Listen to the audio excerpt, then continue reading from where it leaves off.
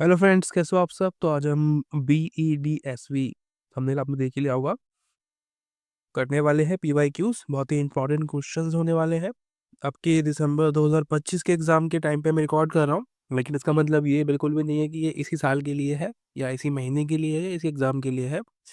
आप इसको 26 में, 27 में, 28 में कभी भी देख रहे होंगे तो ये इंपॉर्टेंट होगी वीडियो, क्योंकि इसमें आंसर लिखे हुए हैं। ठीक है, वो जो क्वेश्चंस हैं वो गिने चुने होते हैं और काफ़ी रिपीटेड वाले क्वेश्चंस होते हैं जो हर बार आते हुए हैं। ठीक है, तो ऐसे तो कोई बता नहीं सकता कि ये क्वेश्चन इस बार भी आएगा, पर हाँ, जितने मैं कराता हूँ उतने आते हैं उसमें से। तो ये वाली वीडियो देख लेना। इसके अलावा अगर आपको पुरानी वाली वीडियो मिल जाएगी, डिस्क्रिप्शन में लिंक होगा उसका, जाके देख लेना, या तो कमेंट बॉक्स में मिल जाएगा वो। ठीक है, अगर लेट हो जाता है तो कभी कभी कमेंट बॉक्स में डालता हूँ मैं पूरी लिंक जो भी होती है, तो वहाँ पे जाके देख लिया करो एक बार। तो सबसे पहले आपको पता चल गया है, और आपकी बुक को दिखा देता हूँ मैं।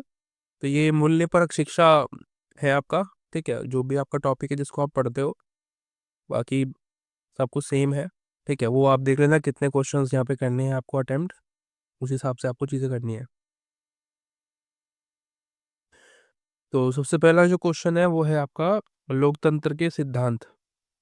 ठीक है, लोकतंत्र के सिद्धांत। तो लोकतंत्र तो आपको पता ही है क्या होता है, उसी को आपको एक्सप्लेन करना है। ये आपका इंट्रोडक्शन हो जाएगा। ठीक है, देखो, लोकतंत्र का मतलब बताना है आपको हल्का सा, कि सिद्धांत आप क्या समझते हो लोकतंत्र से। मैंने क्या लिखा है कि लोकतंत्र केवल एक शासन प्रणाली नहीं है, बल्कि ये कुछ मूल्यों सिद्धांतों पर आधारित जीवन जीने का एक तरीका होता है। ठीक है, कुछ नियमों पे, कुछ मूल्यों पे, कुछ सिद्धांतों पे आधारित एक तरीका है जीवन जीने का। अब इब्राहिम लिंकन की जो है एक आप क्वेट डाल सकते हो, आपकी मर्जी है। आप इससे अच्छा होता है, मतलब इंप्रेशन अच्छा पड़ता है टीचर पे। जैसे कि उन्होंने क्या बताया कि जो लोकतंत्र है वो जनता के लिए, जनता के द्वारा किया गया शासन होता है। यानी कि लोकतंत्र से मतलब है कि जो जनता अपने लिए चुन रही होती है, अपने अंदर से चुन रही होती है, और अपने ऊपर तरीके से काम करने के लिए एक व्यक्ति को चुनती है कि भाई आप हमारे लिए काम करोगे। ठीक है, तो इसका मतलब होता है लोकतंत्र। सिद्धांत समझ में आ गए। और भी समझाता हूँ मैं इसमें, जो क्योंकि मेन सिद्धांतों के ऊपर ही है, तो लोकतंत्र आपको पता होना चाहिए पूरे तरीके से, तभी आप उसमें एग्जाम में लिख पाएंगे उसको। तो सबसे पहला जो सिद्धांत यहाँ पे मैंने वो लिखा है वो है लोकतंत्र भागीदारी। यानी कि आपको पता है ना, जनता जो होती है उसकी भागीदारी होती है लोकतंत्र में हर तरीके से। वो वोट डालते हैं, जनता जो है बहस करती है, अपने सवाल करती है अपने नेताओं से, जो कि आज नहीं करती है, आपको पता है। विरोध करती है, विरोध आज जो करते हैं तो उनको जो है लाठियों से मारा जाता है। जो जनता है वो टैक्स भरती है, और वो ये एक्सपेक्टेशंस करती है अपनी चुनी हुई सरकार से कि वो उस टैक्स का सही इस्तेमाल करे और उससे जनता के हित में कुछ काम करे। तो ये जो है लोकतंत्र की, लोगों की भागीदारी इसमें होती, जनता की भागीदारी होती है। उसके अलावा समानता। यानी कि यहाँ पे जो, अब जहाँ पे जिस देश में लोकतंत्र होता है उसका मतलब ही होता है जहाँ पे धर्म के आधार पे, जाति के आधार पे, या भाषा लिंग के आधार पे किसी भी प्रकार का कोई भेदभाव ना हो। ठीक है, और जिसके पास जो अधिकार है वो सभी के पास बराबर के अधिकार हो। ऐसा तो नहीं होता ना, आज आप देखते हो वोट देने का अधिकार एक, मतलब जैसे कि मैं करोड़पति हूँ तो मुझे दो दो बार वोट दे सकता हूँ मैं किसी को, नहीं, सबको एक ही वोट देने का अधिकार है। मतलब मैं भी एक दे सकता हूँ, कितना भी करोड़पति आसामी क्यों ना हो, प्राइम मिनिस्टर क्यों ना हो, वो एक ही बार वोट डाल सकता है बस। ठीक है, तो ये समानता है जो कि संविधान देता है हमको। उसके अलावा इंडिपेंडेंस आपको पता है, आप अपनी जो है मन की बात बता सकते हो, स्पीच दे सकते हो। ठीक है, गाली गलौज नहीं कर सकते, कुछ दायरे होते हैं उसमें। ठीक है, उसका उसके अंदर रह के ही आपको चीज़ें करनी होती है। और यहाँ पे आपको पता है निष्पक्ष चुनाव होते हैं। ठीक है, मतलब किसी पक्ष में चुनाव नहीं होते कि पहले से पहले पता हो कि ये पार्टी जीतेगी, ऐसा कुछ नहीं होता है। और उसके अलावा कानून का शासन होता है यहाँ पे। यानी कि कानून समझते हो ना, संविधान जो लिखा हुआ है वही चलेगा। इसका मतलब ये नहीं है कि कोई नेता आया, कोई व्यक्ति आया तो वो बोल रहा है कि मेरे हिसाब से काम होगा, ऐसा नहीं होता है। वैसे तो भारत में सब कुछ चल रहा है, आपको पता ही होगा फिलहाल तो। शक्तियों का पृथक्करण, यानी कि जो शक्तियां हैं वो आपको डिफरेंशिएट देखने को मिलती है, सभी के पास अलग अलग शक्तियां हैं। हमारी जो न्यायपालिका है, विधायिका है, और संविधान, उसके अंदर जो पार्लियामेंट है, ठीक है, वो सभी अलग अलग काम करती है। जवाबदेही और पारदर्शिता रहती है। लोकतंत्र का ये खास रहता है कि उसमें ना जवाबदेही बहुत इंपॉर्टेंट है, क्योंकि लोकतंत्र का मतलब ही है लोगों के द्वारा लोगों के लिए काम करना। तो अगर लोग पूछते हैं, RTI डालते हैं कि भाई हमें बताओ कि जो हमारा पैसा था वो कहाँ गया, ये जो आपने सड़क बनाई है इसमें कितना पैसा खर्च हुआ है। तो ये जवाबदेहिता जो है रहती है, जो कि नेता जो है, जो भी नेता किसी भी पार्टी के होते हैं, वो जवाब देना पसंद नहीं करते हैं। इसलिए मैं बोलता हूँ, जागरूक हो, सवाल पूछा करो अपने नेताओं से। ठीक है, ऐसा नहीं है कि वो आए और अपने उनके पैरों में आप पे गिर रहे हो, नेताजी नेताजी करके। हमारे नौकर है वो। ठीक है, भारतीय संस्कृति में अंतर्निहित मूल्यों की व्याख्या करें। तो आपको, हमें ये सब टॉपिक तो वैसे इजी है बहुत ज़्यादा, हमारे जो मूल्य हैं हमें पता है, बट इनको डिस्क्राइब करना हमारे लिए थोड़ा सा मुश्किल हो जाता है। तो मैंने पॉइंट्स बना दिए हैं कुछ इसके लिए, जो कि अगर आप एग्जाम में उनको याद रख लेते हो तो आपको ये आंसर लिखना आसान रह जाएगा। ठीक है, और आपको पता है दुनिया की सबसे प्राचीन और जो समृद्ध संस्कृति है वो भारत की ही है। तो इसमें मूल्यों की मैं बताऊं तो सबसे पहला जो है वासुदेव कुटुंब का जो एक नारा दिया गया था अभी फिलहाल में, यानी कि पूरी धरती जो है एक परिवार है, भारत ने बोला था। आध्यात्मिकता होती है इसमें, आपको पता है, आत्मज्ञान, ईश्वर से जुड़ाव। ठीक है, भौतिक सुख जो होता है उससे थोड़ा सा अलग रहता है ये।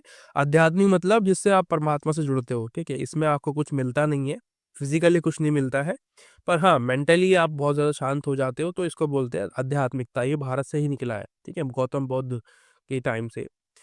और अनेकता में एकता, भारत में हमें पता है डिफरेंट टाइप्स ऑफ कल्चरल के लोग, भाषा के लोग रहते हैं साथ में, तो इसलिए अनेकता में एकता।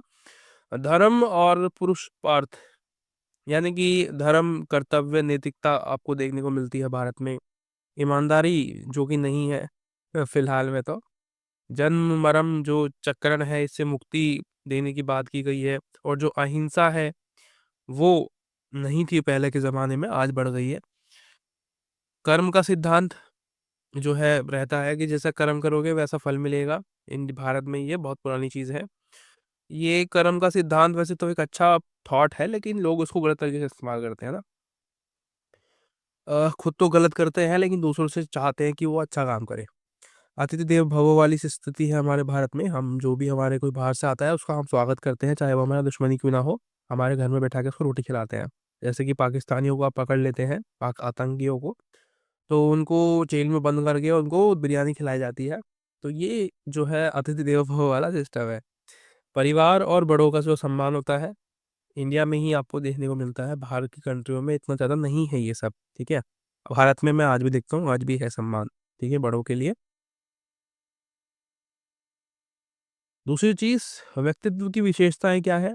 व्यक्ति व्यक्तित्व विकारों के प्रकार बताइए। तो दो क्वेश्चंस आपको समझ में आएंगे यहाँ पे, एक विशेषता पूछी गई है और एक पूछा है विकार। अब आपको यही नहीं पता होगा कि व्यक्तित्व का मतलब क्या होता है, तो आप क्या बता पाएंगे कि क्या है विशेषता, क्या है विकार। तो व्यक्तित्व मतलब होता है आपकी, कह रहा है कि व्यक्तित्व उन व्यवहारों, विचारों, भावनाओं का एक अनूठा समूह है जो एक व्यक्ति को दूसरे से अलग करता है। ठीक है, मतलब कि जब हमारे अंदर कुछ यूनिकनेस होती है ना, लोग बोले कि भाई इसका व्यक्तित्व बहुत, पर्सनैलिटी, व्यक्तित्व मतलब इंग्लिश में पर्सनैलिटी बोलते हैं, आपको ज़्यादा समझने में आएगा। तो पर्सनैलिटी का मतलब होता है व्यक्तित्व, जो आपको औरों से कुछ अलग बनाती हो। इसका मतलब ये नहीं है कि आप कपड़े अच्छे पहन रहे हो तो आप औरों से अलग हो गए, नहीं, आपकी सोच भी इसमें मैटर करती है। ठीक है, आपका बोलने का तरीका, आपका चलने का तरीका, बात करने का तरीका, ठीक है, लोगों को समझाने का तरीका, लोगों से प्रेम करने का तरीका अलग होना चाहिए। इसको बोलते हैं व्यक्तित्व। ठीक है, अगर ये होता है तो आप बोल सकते हो कि आपकी पर्सनैलिटी बहुत अच्छी है, लोग आपकी तारीफ करते हैं। फिर इसकी विशेषताओं की बात की जाए तो ये यूनिक होती है, यानी कि अगर आप हो तो आप ही हो, ऐसे और कोई नहीं है वहाँ पे आपकी जगह पे। ठीक है, आप एक स्पेशल व्यक्ति हो वहाँ पे। जैसे कि हमारे बाबा साहब अम्बेडकर थे, एक यूनिक पर्सनैलिटी थे। ठीक है, डॉक्टर एपीजे अब्दुल कलाम, और हमारे मनमोहन सिंह, डॉक्टर मनमोहन सिंह जी हमारे प्राइम मिनिस्टर भी रहे हैं और हमारे वित्त मंत्री भी रहे हैं। तो इकोनॉमिकल यूनिक पर्सनैलिटी सारे लोग। ठीक है, उसके अलावा निरंतरता और स्थिरता, यानी कि कंसिस्टेंसी और जो स्टेबिलिटी है, यानी कि हमारे जो गुण होते हैं ना, हमारे हमेशा साथ में रहते हैं अगर हम उनको शार्पन करते रहे हमेशा। देखो ऐसा होता है कि आपकी जो स्किल्स होती है, आपकी जो अंदर जो क्वालिटीज होती है ना, वो बाद में कम हो जाती है। क्यों? क्योंकि हम उसको शार्पन नहीं करते हैं, उसको हम इस्तेमाल नहीं करते। अगर आप किसी चीज़ को इस्तेमाल नहीं करेंगे, कोई मशीन खड़ी रहेगी तो वो ख़राब हो जाएगी, ठीक है, गल जाएगी। तो इसको इस्तेमाल करते रहते हैं तो वो एक निरंतरता में बनी रहती है, तो एक रहती है स्टेबिलिटी। अगर मैं आज पढ़ा रहा हूँ आपको, मैं 2-4 साल के लिए पढ़ाना छोड़ दूँ, तो मैं जो आज जिस तरीके से मैं पढ़ा पा रहा हूँ, मैं नहीं पढ़ा पाऊँगा फिर फ्यूचर में, ठीक है। तो थोड़ी दिक्कत हो जाएगी मुझे चीज़ों को सँभालने में, फिर 6 महीना मुझे लग जाएगा चीज़ों को दोबारा से रिकवर करने में, ठीक है। अगर मैं कंटिन्यूअसली वीडियो बना रहा हूँ, डेली बना रहा हूँ, महीने में 4-5 वीडियो डाल रहा हूँ, तब भी मेरा जो है एक रिदम जो होती है वो बनी रहती है। इसी को यहाँ पे बता रहा है। तो ये एक व्यक्ति के अंदर होता है।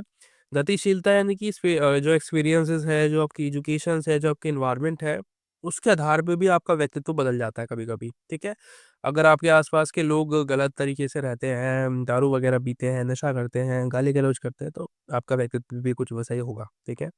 सामाजीकरण या सामाजिकता, आपकी सोशल लाइफ कैसी है, ठीक है? वो भी देखना, मनोशारीरिक संगठन कैसा है। उसके अलावा विकार के प्रकारों की बात की जाए तो अजीब या संघी व्यवहार। विकार मतलब प्रॉब्लम्स, ठीक है? मतलब कुछ उसके अंदर कुछ बीमारी के प्रकार पूछ रहा है, यानी कि जब आपकी पर्सनैलिटी सही नहीं होती तो आपके अंदर क्या-क्या चीज़ें हो सकती है। आपकी पर्सनैलिटी गर खराब भी हो सकती है ना, कि भाई इसकी पर्सनैलिटी बहुत ही अजीब-सी है, ये नकारात्मक व्यक्ति है, ये बहुत ही बुरा व्यक्ति है, बहुत ही अ, खतरनाक व्यक्ति है, ठीक है? ये व्यक्तित्व हो गया। एक चिंता रहती है व्यक्ति की, भई जैसे कि हमारे पेरेंट्स होते हैं, अगर हमारा व्यक्तित्व सही नहीं होता है, हमारी पर्सनैलिटी अच्छी नहीं होती है, हम लोगों से बात नहीं कर पाते हैं, हम बहुत ज़्यादा डरे हुए से रहते हैं, तो हमारे डर की वजह से हमारे पेरेंट्स हमारी चिंता करते हैं और हमारी वजह से डरे रहते हैं कि यार ये बाहर निकला है, कब निकलेगा, कैसे करेगा, क्या करेगा? तो ये डर रहता है उनके मन में। तो ये भी एक व्यक्तित्व है। उसके अलावा नाटक या अत्यधिक भावुक व्यक्ति भी होता है कि जो बहुत ज़्यादा नाटक करता है, ठीक है? और एक बहुत ज़्यादा इमोशनल व्यक्ति होता है जो कि इमोशन हो जाता है हर एक बात पे, छोटी-छोटी चीज़ों पे इमोशनल हो जाता है। तो ये हो गया, ठीक है जी। एक-एक पेज पे निपटा रखा है मैंने, क्यों? क्योंकि टाइम कम है आपके पास और चीज़ें ज़्यादा करनी होती हैं, ठीक है। ख़ैर, 4th क्वेश्चन है हमारा, समाजीकरण क्या है? ये बहुत ही अच्छा क्वेश्चन है ये भी। समाजीकरण में परिवार और सहकर्मी की भूमिका पर चलेगी। देखो यहाँ पे कोई भी क्वेश्चन ऐसे नहीं थे जो कि आप नहीं कर पाते। मैंने क्यों कराए हैं ये? ताकि आप अच्छे नंबर ला पाओ इन क्वेश्चन में। इतने ईज़ी क्वेश्चन भी आप अगर उनको करके अच्छे नंबर ना ला पाए तो फिर मतलब बेकार है आपके एग्ज़ाम में बैठना। तो इसीलिए मैंने ये आंसर्स लिस्ट के लिखे हैं। तो सबसे पहले आपको समाजीकरण का मतलब पता होना चाहिए और समाजीकरण में परिवार की और सहकर्मी की भूमिका क्या होनी चाहिए। देखो, समाजीकरण बेसिकली आपका जो समाज है ना, यानी कि आपकी देखभाल, आपका जो व्यवहार है, जो बनता है हमारा, जैसे कि मैं हूँ, जब मैं छोटा होऊँगा तो मैं एक समाज में पैदा होता हूँ, है ना, एक बच्चा, जो जिसके आस-पास में अभी उसके सिर्फ़ पेरेंट्स होते हैं, उसके थोड़े परिवार के लोग होते हैं, तो वो समाज होता है उसके लिए। तो अगर मेरा समाजीकरण अच्छे लोगों में हुआ होता है, तो मैं एक अच्छा व्यक्तित्व बनता हूँ। पीछे हमने पढ़ा ना व्यक्तित्व का मतलब? अगर मेरा समाजीकरण गलत लोगों में होता है, जहाँ पे लोग जुआ खेलते हैं, दारू पीते हैं, नशा करते हैं, गाली वगैरह देते हैं एक-दूसरे को, तो मेरा व्यक्तित्व भी ऐसा ही हो जाएगा। इसी को बोलते हैं समाजीकरण, ठीक है? तो यहाँ पे क्या बोल रहे हैं कि समाजीकरण क्या है? एक प्रक्रिया है, एक प्रोसेस होता है, ठीक है? इसमें एक व्यक्ति अपने समाज के नियम, कानून, मूल्यों, विश्वासों, व्यवहारों के तरीकों को समझता है, सीखता है, जानता है, ठीक है? और उनको ज़िंदगी भर फ़ॉलो करता है। मतलब फ़ॉलो इन द सेंस कि वो उसके रगों में समा जाता है। अब देखो, आप एक छोटे से बच्चे होते हो, आप बड़े होते हो, ठीक है? 20-25 साल तक आप अपनी फैमिली के साथ में रहते हो। उसके बाद बेशक आप अलग हो जाओ, तो उस टाइम तक तो आप साथ में रहते ही हो, 20-25 साल तक तो एक रहता ही है कि भाई बच्चा रहता ही है। तो तब तक आप इतनी सालों तक अपनी फैमिली के साथ रहे हो, तो जो गुण आपके अंदर आते हैं, जो आप चीज़ सीखते हो, वो आप नहीं भूल सकते, चाहकर भी नहीं जा सकते आपके दिमाग से। तो ये इसलिए हमारा जो समाजीकरण होना चाहिए, वो अच्छा होना चाहिए। अगर बुरा होता है, तो वो फिर हमारे दिमाग से नहीं जाता है। परिवार की भूमिका क्या होती है इसमें भाई? मैंने आपको बताया था कि फैमिली में अगर फैमिली गाली-गलौज करने वाली है, बुरी है, तो हमारा व्यक्तित्व वैसा होता है। इसलिए नींव रखने के लिए किसी बच्चे की उसकी ज़िंदगी को सँवारने के लिए समाज जो एनवायरनमेंट है वो अच्छा होना चाहिए उसके आस-पास का, ठीक है? वो कैसे बात करेगा, कैसे लोगों से इंटरैक्ट करेगा, ये मैटर करेगा उसका समाजीकरण पे, ठीक है? समाजीकरण अच्छा होगा तो वो लोगों से अच्छे तरीके से बात करेगा, वो इंटरव्यू क्रैक करेगा अपनी फ्यूचर में जाके जाके अच्छे से बात कर पाएगा लोगों से, ठीक है? इंग्लिश में कम्युनिकेट कर पाएगा। भाषा का ज्ञान अपने परिवार से, संस्कृति का हस्तांतरण, पहचान का निर्माण, भावनात्मक सुरक्षा, ये सारी चीज़ें आप कर पाते हो। ठीक है?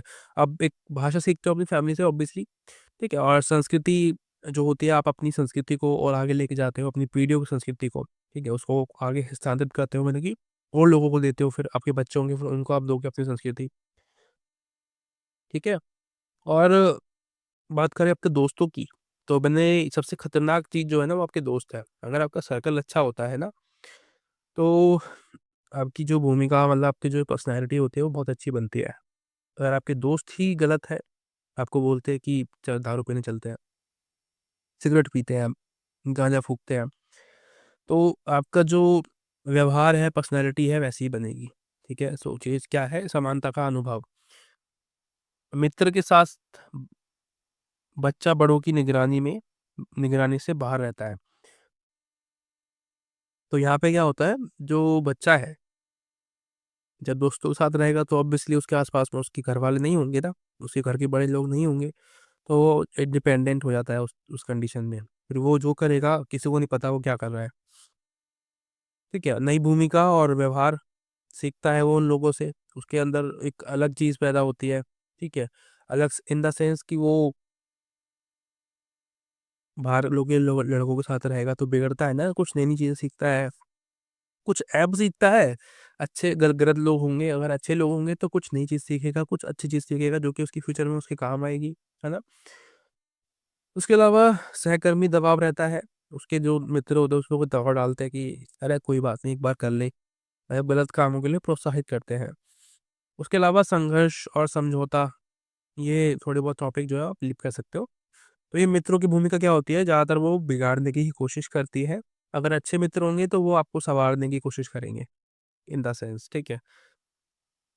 मेरे जैसी अगर बात करूँ तो मेरे आस-पास की जो एनवायरनमेंट है वो बिल्कुल भी अच्छा नहीं है, जहाँ पे मैं रहता हूँ। लेकिन मेरा व्यवहार, जो मेरी पर्सनैलिटी है, वो थोड़ी अलग है उन लोगों से। क्यों? क्योंकि मैं उन लोगों के साथ नहीं रहा, ठीक है? बचपन में मेरे पेरेंट्स ने मुझे उन लोगों से अलग रखा।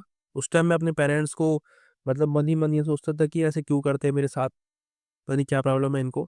पर अब पता चला कि क्यों करते हैं, ठीक है? मतलब मेरी वो चाहते थे कि अगर मैं किसी के साथ बैठूँ, उठूँ तो वो एक अच्छे स्टैंडर्ड के लोग हों, जिससे कि मैं कुछ सीखूँ। तो अगर आपके पेरेंट्स आपके साथ ऐसा करते हैं, वो चाहते हैं कि आप घर से बाहर ना निकलें, अगर आप जाते हैं तो सीधा-सीधा उस एरिया से सीधा बाहर निकल के जाएँ, ताकि आप अपने दोस्तों के या जो आस-पास के जो लोग हैं, उनके रडार में ना आएँ। क्योंकि पता होता है ना अपने एरिया का कि भई यहाँ के लोग बेकार हैं, तो इसीलिए। उसके अलावा एक और क्वेश्चन है, लास्ट क्वेश्चन है ये, उसके बाद मैं आपका दिमाग नहीं खाऊँगा। मीडिया क्या है? बहुत ही आसान सा क्वेश्चन है, इसके नेगेटिव्स पूछे हैं वैसे तो, पर आप पॉजिटिव भी एक पॉइंट वा लेना, ठीक है? मीडिया के पॉजिटिव्स बहुत सारे होते हैं, वो आप लिख देना। मैं लिख नहीं पाया हूँ, सॉरी। तो मीडिया क्या है आपको पता है ना, प्रिंट मीडिया, बहुत सारे मीडिया के टाइप्स होते हैं वैसे तो। पर मीडिया एक तरीके से एक माध्यम होता है, जिसके द्वारा आप जो है रिसीवर और जो सेंडर होता है, दोनों के बीच में आप हो पाते हो। मैंने कि अगर मीडिया है तो मैं आप तक पहुँच पा रहा हूँ। मीडिया क्या है? ये जो आपका इंटरनेट जिससे आप इस्तेमाल कर रहे हो, ये हमारे लिए मीडिया है। ठीक है? मतलब माध्यम है एक तरीके का, जिसके थ्रू आप मेरे से जुड़ पा रहे हो, आप मेरी बात सुन पा रहे हो। ठीक है? इसी को बोलते हैं मीडिया। ठीक है? इसमें क्या है, सूचना देना, समाचार, शिक्षा, जो जो मैं आपको दे रहा हूँ अभी। मनोरंजन की बड़ी संख्या में लोगों तक पहुँचाने के लिए ये जो है ये काम आता है। उसके नेगेटिव्स बहुत सारे हैं और पॉजिटिव्स भी बहुत सारे हैं। तो नेगेटिव ही बता रखा था वैसे तो, इसलिए मैंने नेगेटिव ही लिखा है। तो बैड न्यूज़, फेक न्यूज़ आपको मिलती है, जो कि फैलाई जाती है न्यूज़ के थ्रू। साइबर बुलिंग होती है, लोगों के साथ आपको पता है ना, छेड़-छाड़ भी हो जाती है। लोगों को गाली देना, ऑनलाइन धमकी देना, ये सब नॉर्मल सा हो गया है। मानसिक स्वास्थ्य पर जो है बुरा प्रभाव पड़ता है इसका। ऑब्वियसली पड़ेगा, आप घर में बैठे हुए बस फ़ोन चला रहे हो तो आपकी मूवमेंट नहीं हो रही है ना, तो आप दिमाग से भी पैदल हो जाते हो। मतलब आपकी जो मानसिक, आजकल के जो बच्चे हैं वो इतने खूंखार क्यों हो रहे हैं, आपको पता है? आप और हम लोग की जो जनरेशन है वो तो उस टाइम तक फ़ोनों का इतना दौर नहीं था, हम लोग बच गए उस चीज़ से। लेकिन आजकल के जो बच्चे हैं, वो पूरे घंटे, मतलब पूरे दिन फ़ोन में लगे रहते हैं। तो वो क्यों होता है? वो क्यों, मतलब हम सोचते हैं कि आजकल के बच्चे इतने खूंखार, इतने फ्रस्ट्रेटेड क्यों हैं? क्योंकि फ़ोन में लगे हुए हैं भाई वो, उनको लोगों से बात करना पसंद ही नहीं है। तो ये प्रॉब्लम है, उनकी मानसिकता खराब होती जा रही है। शारीरिक शारीरिक भी होती है, क्योंकि अब चलोगे फिरोगे नहीं तो आपकी शरीर खराब होगा ना। अब तो वैसे भी खाना भी इतना बुरा है, आपको पता है ना, जो भी आप कुछ भी खाते हो, चिकन खाओ या वेज खाओ, जो भी खाओ, सब में मिलावट है। तो मतलब वो भी एक प्रॉब्लम वाली बात है। समय की बर्बादी आप करते हो, आपको मोबाइल की लत लगी होती है, आपको नहीं, मतलब जो लोग ज़्यादा इस्तेमाल करते हैं। हिंसा और अश्लीलता का जो है प्रसार होता है, नंगा नाच इंटरनेट पे जो है वायरल होता है। तो ये है जो इन्फ्लुएंसर्स कहते हैं अपने आप को, और जो मतलब गलत तरीके से दिखाते हैं, गलत चीज़ें शो करते हैं। आजकल मैं देखता हूँ वीडियोस जो है वायरल होते हैं, बुरी बुरी गंदी वीडियोस को वायरल करते हैं लोग। तो ये है। बाकी वीडियो का लिंक दिया होगा, एक वीडियो और होगी शायद, जितनी भी होगी वो आपको मिल जाएगी, कमेंट बॉक्स में मिल जाएगा, आपको पिंक किया होगा मैंने, या तो फिर वो डिस्क्रिप्शन में मिल जाएगा आपको। बाकी thank you so much for watching, मिलते हैं किसी और वीडियो में, तब तक के लिए बाय बाय।